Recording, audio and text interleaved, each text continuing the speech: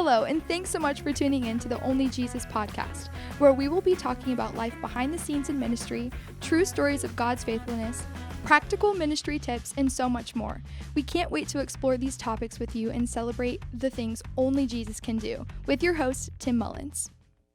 Hey, welcome back to the Only Jesus podcast, where we talk about everything Jesus. We talk about church, behind the scenes, behind the pulpit, and just in general what it's like really in ministry. Like no fluff, no fake, just all real. Sitting with me today is my friend, my compadre, the guy I've worked with for years. The guy I dunked in the pool when he was a little kid because he's getting on my nerves. Are we going to talk about that? Maybe. This is Brandon Castator. Good morning, Brandon. How are you? Good. Glad to be here. Thank you. Good to have you, buddy. I'm just my mic keeps doing something funny, so hopefully it works. So we are sitting here today. We're going to talk about a host of things. Yeah. But first, I want to start off with your family. Okay. You're a dad, you're a father, you're a husband, you're a worship leader, you're whatever they need you to do sometimes. Oh yeah, a lot of that. You wear a lot of hats. So let's start off with your family. So I am a father of two children, Lana and Lennox. Lana is 7, Lennox is 3, and been married now for 10 years, which is hard to believe, to Sloan, who is a school teacher. So, and then I'm just been very blessed with a wonderful family. So. Yes. And your school, are they in school? Well, no, my son is not in school. My daughter is in first grade. So, and how's that going? It's going good because, last year with the COVID stuff, she was like, doing the home or in-home thing, and that was just like really tough on her. But, my daughter is finally getting used to school. Yep. She, when she was in preschool, we got a phone call from the teacher, and she goes, "Hey, your daughter was sitting by herself reading a book. This boy and girl came over and sat down next to her and said, can we sit there and read with you?" And she goes, "No." She goes, "I'll do it by myself." Well, then a few minutes later, Nora decided that she wanted to go over there and play with them, and the little boy told her no. So she pushed the girl over and hit the boy with the book. Oh my God. And so she's gotten better. Yes. Good. So you're also a worship leader. Yes. You lead at Hamilton Christian Center Church, and you have been there for how long? My whole life, really. You have. Your mom's worked here. My mom's worked here, early 90s. And so I was born. When I was born, I was like, at the church. You were a worship leader. I was born. No, but I was, the church, grew up at that church, and then started out doing ministry at another church, and then ended up back in 2012, and then, full-time ministry here since 2018. So we were together for a few months. And before we left.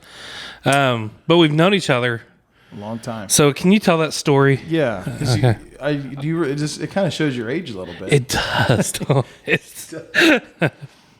So we did a youth trip, 20 years ago at least. Yeah, it was. At least, probably longer than that because, I was probably, I'm trying to think how old I was. I was probably 19, maybe.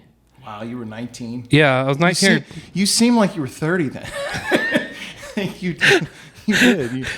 But hopefully I still seem like I'm 30. So. Yeah, so I don't think you've aged. I just stopped. You look the same. You're the same My guy. beard's a lot grayer than what it was. I don't even remember if you had the beard. I don't know. I didn't have a goatee. Yeah, that was the thing back then. The goatees, they were totally in. Yeah, now you just look like a creeper. Remember the soul patch thing? I do.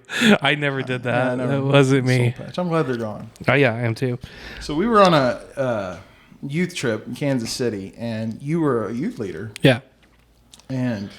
well, that's what they called me. I don't know if I actually was one. You were just always playing pranks on us and stuff. Yeah. So we got ready for church, and we were all ready. Like, we were ready to get on the bus, and we were out just like standing by the pool. You're dressed to impress. I was dressed to impress. Yeah. I thought I was like hot stuff. Yeah, you did. Teenager, thought I was cool. That's why had the blonde tips, and All those things you're saying is the very reason this happened. Okay, well, I'm glad I'm hearing it.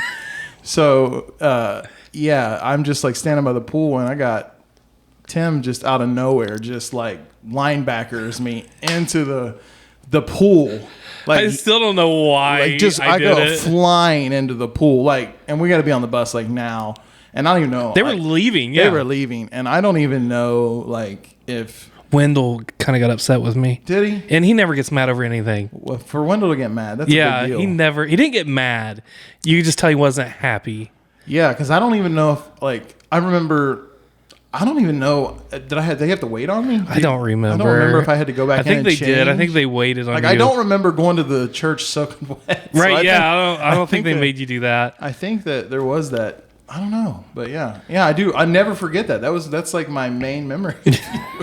You don't remember anything about Jesus. It was such like a shock moment, like coming out of the pool, like what just happened. Yeah. I'm soaked. This is before cell phones, so at least I didn't have a cell phone. That would have been. I had some money. They didn't make cell phones, did they? Yeah, they were just starting. We just didn't. They didn't have one as popular. But I remember blow drying my wallet in the hotel room. I didn't check for anything. I know. I'm like all my money. I'm like pulling it out. I don't think I was thinking you didn't have any money by that point. No, because your mom got on to me about that because you went out like the first day and blew all your money on like Doritos or something like that, wasn't it? I'm sure it was. Yeah, Doritos were a big part of my life. At that point. Doritos and Mountain Dew. Yes. That's what it was. I don't know. Then you guys, I don't know who it was. I don't know if it's you but you guys bought me a bunch of, maybe it was Coke or Mountain Dew. I forget what I was drinking at the time. But to let you do something that night, because I think you guys wanted to sneak out or something after curfew. So you guys came in with all this stuff you'd bought me just so I'd keep my mouth shut. And I think you snuck out with I probably did. But those are good times. No, man, you were the cool youth leader. No, they were all cool, but you were that guy. That was when Wendell was the youth pastor. Yeah, it was. You could get by with anything back then. Yeah, it was. Yeah, those were awesome times. Like Wendell, he was in my room, and like all of a sudden you'd be like just stand there and you just get smoked with a pillow, and like all of a sudden like a pillow fight would just ensue. It'd just break out. Yeah, and just the pillow fight. But yeah, dude, and the smells that came from the hotel room were awful.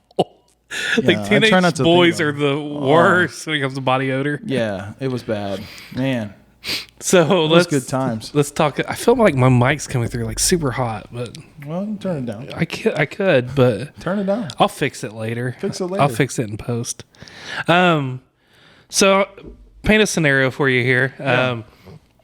So you got teams under you. Yes. And you have several people that have worked under you. You've been over different positions as far as volunteers and stuff. So you've had to build a team around you to do. You can't do Sunday morning by yourself. Right. And I know at one point you were pretty much lighting pretty much everything you were running while you were leading worship. Yeah, that was exhausting. I can imagine. So what I want to talk about here for a minute is the importance of, having those people involved outside of, taking the load off you, but getting them involved, and kind of what you learned personally through that time of trying to do, because we all do that. Yeah. It's just sometimes we know it's going to be right if we do it. Yeah. And if it's not right, then we have nobody else to get mad at but ourselves. Exactly. So we choose to overload ourselves. But what are some things that you might have learned through that time, negative or good, like going through that?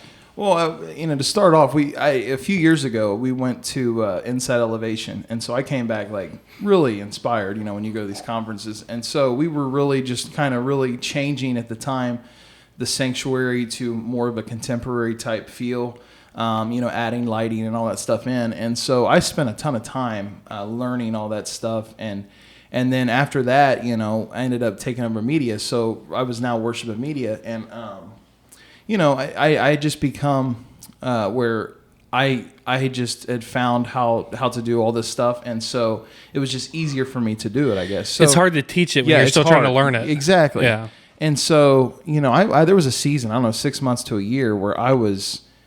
I remember. I was leading worship, but I had a band mic. I was trying to tell the band. I'm talking to people in the booth. I mean, I'm watching camera. I'm doing all of that.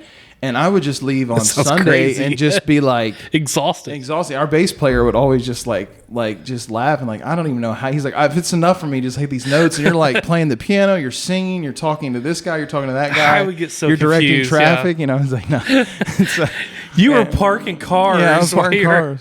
No, so I think the biggest thing too, and I think that you get you get this idea, you know, that you want it a certain way sometimes, and then when you start relying on other people, sometimes it doesn't look exactly how you envision it. But I think the biggest thing that really freed me and that I learned is that, you know, it's sometimes just a beautiful thing to let people fail. Yeah. And I think just seeing other people and now if you come to current time, like I'm not doing any of that anymore, and because I entrusted some people and I just actually just let it go. I said, you know what, it's only gonna be here. Like I'm kind of at the max potential, and if I let somebody else come in, maybe they don't have the same exact vision or the same exact like style, I guess is what I'm trying to say. But you know what, if I just let them and trust them enough to just do it, and I just totally released it, and like I was like, wow, they're doing way better than I would have done. And, you know, and there was... It's funny how that works. Yeah, and there was like times, I was like, man, maybe it wasn't like exactly how I would envision it, but it turned out so much better. Yeah. And so I think that beauty of just, just the team aspect's huge. But it's so hard to let go. It is. It's very tough. Even if they do good, like there's so many, like we're humans. We feel feelings and stuff. And as awesome as it is, as somebody could come in and take that off of you and do maybe a better job, sometimes it's hard to swallow that somebody can come in and do a better job. And it's like, it hurts your pride a little bit. And it does.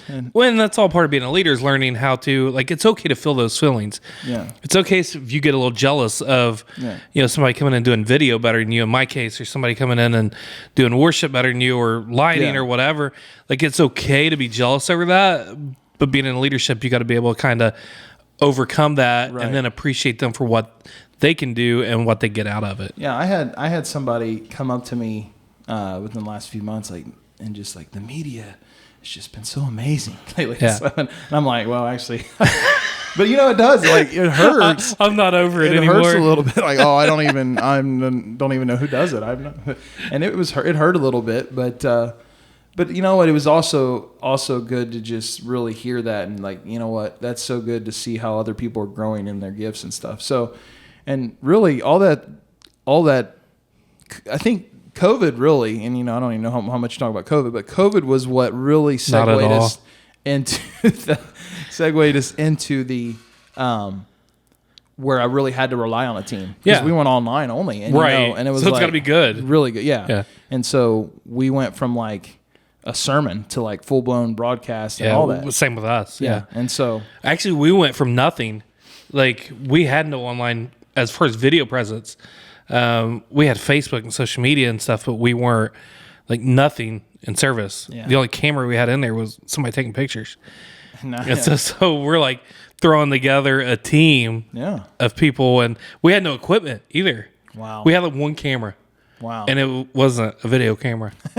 But we made it work. Like, you somehow made a different camera turn into a video. Yes, there's a machine thing for that stretches it out, but no, we just made it work with what we had, and we were just talking about before we started how I just watched yours, and it was like, I was pretty, wow, that's pretty good. Well, appreciate that, man. We got a good team. We got some good guys there that they didn't know what they were doing. None of us did, and same way with you guys.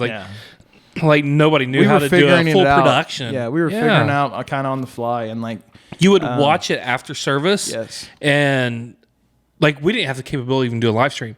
Yeah, like we were filming it, putting it together, editing it, and then sending it out like the following week and saying, we were premiering it on that Sunday. Oh, that's how you were doing it, like that? Yeah, but we were like none of us knew what we were doing, and you just kind of you watch it the last Sunday, and you're like, all right, this is what we don't like about it. So then you'd fix that for the next Sunday.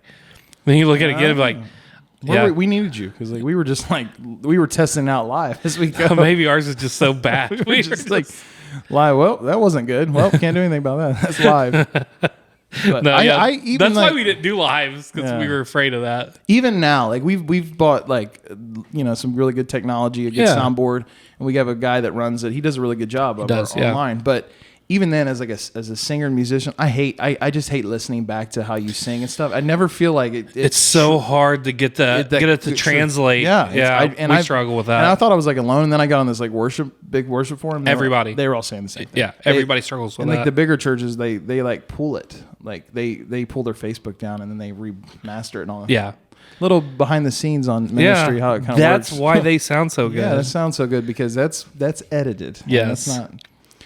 So even then, it's still it has come a long way. But I'm like, I just hate listening to myself. All right, here's what you're no stranger to saying what you mean. Like, as long as I've known you, you've never been shy about, expressing your feelings. Man. So I've been wanting to ask this question ever since I started this. Like I've been doing this for years. Okay. It's actually I've only got like 3 out. So is this the first time you've asked this question? Yes, it is.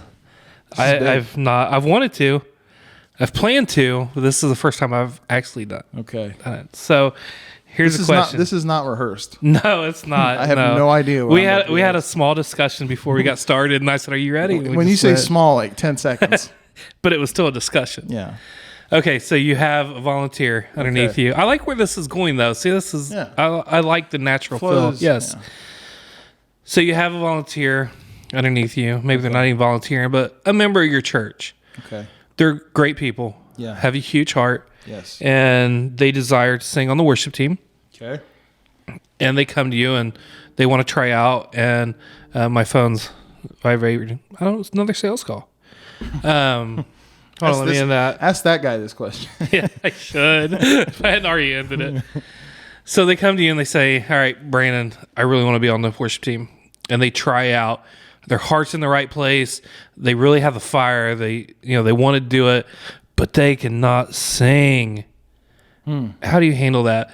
Kind of my talent versus, And I'm glad you touched on that. This could be a longer discussion, but just from, it can be as long as you want. Just right out the gate, like if you just know, like as a musician, if we can like, there's like good, there's like, need some work, and then there's just like never going to happen. Like there's some people that might not sound good, but over time you can get them better. You can get them better. But then there's some people that like, you've seen them on like American Idol. Like they're just like, and I'm not saying I've had people like that. I've been fortunate, but. This is hypothetical. Yeah, hypothetically, I would say you have a great heart. I love the fact that you're wanting to serve. There is so many other areas that I feel like you could better fit rather than this ministry. Yeah.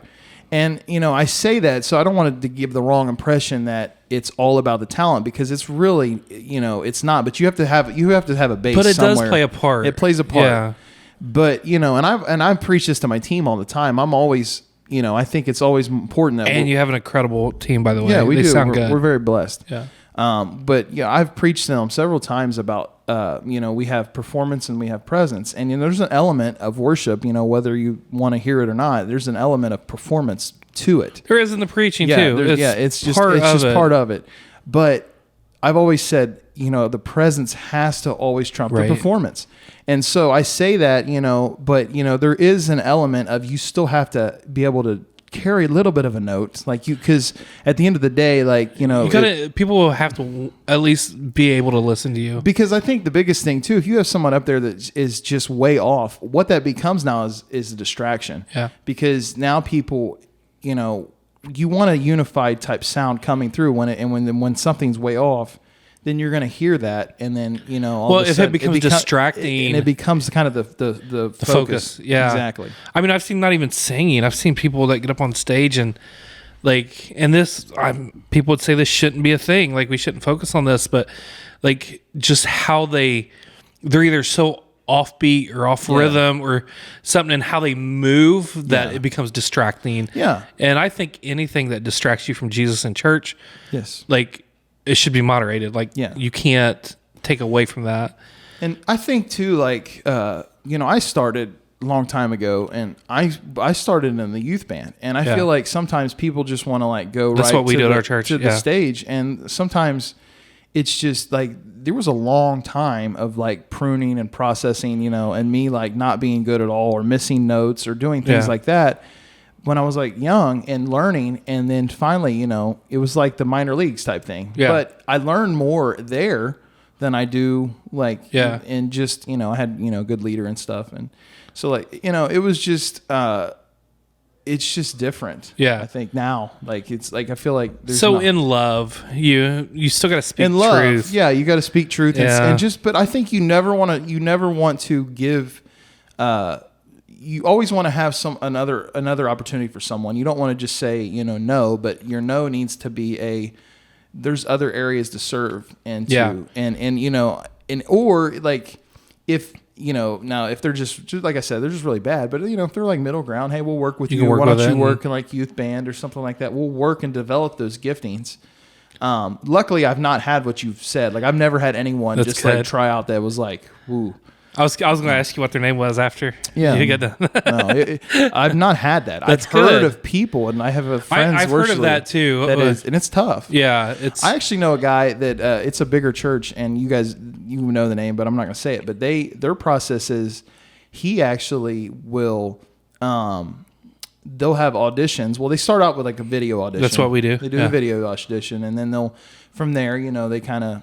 If you got a callback, but they have like a team he's not even a part of. That's they good. Make the decision. So then it's not. That's so smart. It's not even falling back on him. And so I like that approach. I've not done that, but we got really good singers. You do. You are very blessed. We have some. I listened past Sunday. Yeah. Yeah, we have some. Well, I'm not gonna say we have some exciting news coming from some singers, but I can't. Awesome. I can't share them yet. I can't share it yet. All right. People get mad at me that I'm not allowed to share it, but I want to share because it's exciting. Right. But yeah. Well, we won't. Drop but you'll that find here. out. Yeah, it's coming. Stay tuned, dude. I've been wanting to ask that question, and you like knocked it out of the park. Good job. Nice. I knew you'd be the best at it. So worship is and I just talked to a friend of both of ours. David Lessing, according when you're watching this, but his podcast is dropping this Friday, which is the 16th. What is? Oh man, I don't know what.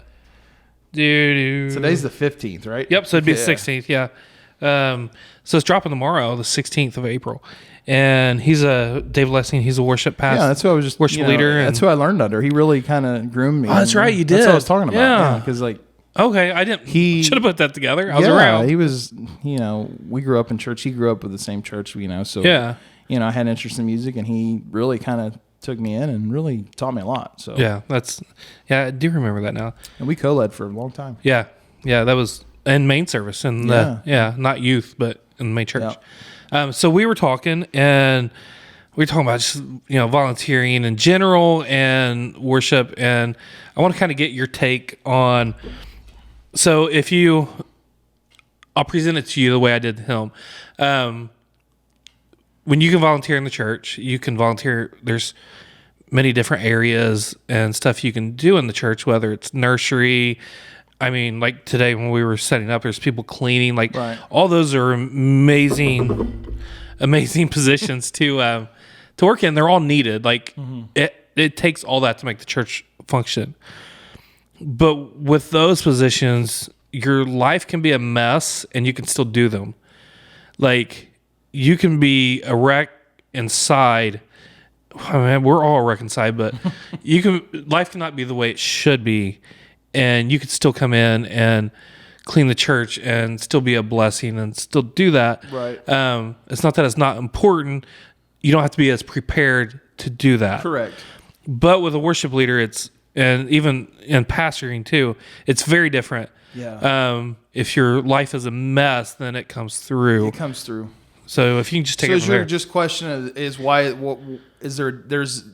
You're saying there is a difference. Why is there a difference? So how do you handle that? Because it's like I said, we're all a mess. Yeah. We're all a wreck. Yes. There are times you get up on stage to lead worship, but at home, like right. You and your wife just got in a fight. Yeah. Or you just yelled at your kid before you walked out on stage. Like, Yeah. So how do you keep that? Because it's so important that what's in your heart comes out. Yes. I mean, it's important, as a leader to just constantly just be preaching to your team. And like, you constantly have somebody texting you, need prayer, or, stuff like that. But I think in general, there is a vetting process. When we bring people up, I mean, we kind of have an idea of like, they're not like, we know they're not doing things that they shouldn't be doing, like several things and all this stuff. And so, you're constantly just preaching to them about, Sunday should just be really an overflow of what you're doing through the week. Yeah. And, you hear that a lot in your private life. What you do in private, will just really overflow in public. So, I just think it's not 100% my job, but it is a part of my responsibility to really lead them to be, and why we're doing it. It's not because it is a concert, like I've told the guys all the time, like, if we just want to get over and play good music, well, let's just go down to anyway. We can do that, and let's go jam out because I have fun doing that. But and I really talked about to one of the last team nights. Just there's a warfare that takes place, and like some people, it's heavy sometimes, and it's just we're in there like it's like you can fighting. Feel it. You can feel like we're like fighting, and sometimes you feel a resistance, like even from your own people, and like you feel this resistance sometimes, and you just have to fight through it. And sometimes you'll just watch it like just break, right? And like a certain chorus or something, all of a sudden you'll see song. Like people like, and then all of a sudden like there's an act of surrender. So there's this warfare that takes place, and all of it is setting up to. The importance of it is you're getting your heart ready, their heart ready to receive what the pastors, the word, so they're it's like we're planting the seed, and now they're, and then the pastor's coming in and throwing the water on it type thing. And the way I look at it, it's like just watched a documentary on, this UFC fighter, and it was showing his training leading up to this match, and he was training specifically for this one fighter. Like, he had studied his moves. This fighter had this specific style of fighting, so he was training for that, put a lot of time in it. Well, morning of the fight, the fighter cracked a rib, so pulls out, and they put a substitute in. Oh, wow. And the substitute was nothing like that. Like, he fought a completely other style, and this UFC fighter's like, you know what? I gotta watch this documentary. Yeah, it's really good. I'll tell you what it is after. Yeah, tell me. But he had been training this whole time, and he'd been training for this fighter, but he had also like just been training. Like, he'd just been working on it. And so he walked out to the ring, he beat the guy and stuff. But what was so cool is he was training for a fight. It didn't matter where the fight was coming from. Like, he was training for a fight. Right. And so as, a worship leader, as a pastor, like that whole week, how you live your life, you're not training to take care of a certain need. Yeah.